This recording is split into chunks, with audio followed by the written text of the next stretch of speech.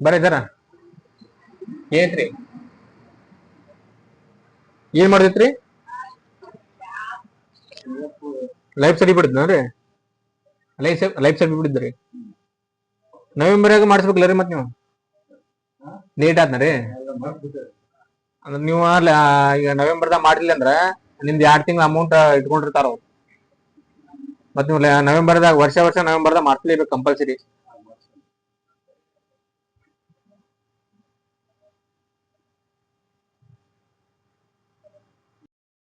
November ಮಾಡ್ಲೇಬೇಕ್ರಿ November ಮಾಡ್ಲಿಲ್ಲ ಅಂದ್ರ ನಿಮ್ದ ಎಷ್ಟ್ ತಿಂಗಳ ಬಿಟ್ಟಿರ್ತಿರಲ್ಲ 10 ತಿಂಗಳ ಅಮೌಂಟ್ ಬರಂಗಿಲ್ರಿ ಆಮೇಲೆ ನೀವ್ ಏನ್ ಮತ್ ನೆಕ್ಸ್ಟ್ ಮಾಡ್ತಿರಲ್ಲ ಈಗ 2 ತಿಂಗಳು ಬಿಟ್ರಲ್ಲ 2 ತಿಂಗಳ ಅಮೌಂಟ್ ಸೇರ್ಸಿ ಹಾಕ್ತಾನ್ರಿ ಈ ತಿಂಗಳ ಅಂದ್ರೆ ವರ್ಷ ಕಂಪಲ್ಸರಿ ಲೈಫ್ ಸರ್ಟಿಫಿಕೇಟ್ ಈ ವರ್ಷ ನವೆಂಬರ್ದಾಗ ಕಂಪಲ್ಸರಿ ಮಾಡ್ಲೇಬೇಕು.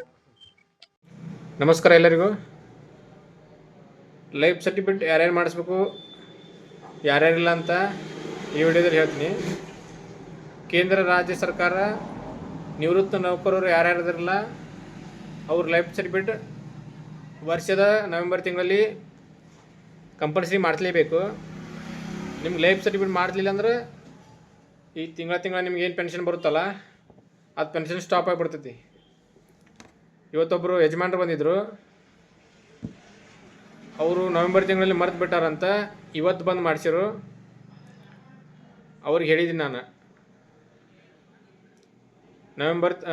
ನೀವು ವರ್ಷದ ನವೆಂಬರ್ ತಿಂಗಳಲ್ಲಿ ಕಂಪಲ್ಸರಿ ಮಾಡಿಸ್ಲೇಬೇಕು. ಇಲ್ಲಿಕಂದ್ರೆ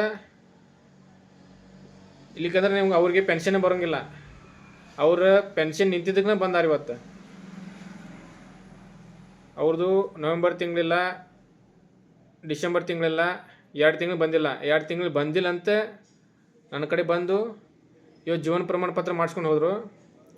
ಅದೇನು ಹಿಂದೆ 2 ತಿಂಗಳು ಉಳಿದಿರ್ತೈತಲ್ಲ ಅದು ಅಮೌಂಟ್ ಅವ್ರಿಗೆ ಬರುತ್ತೆ.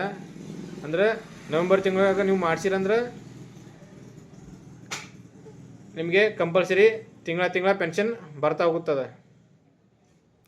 ಧನ್ಯವಾದಗಳು.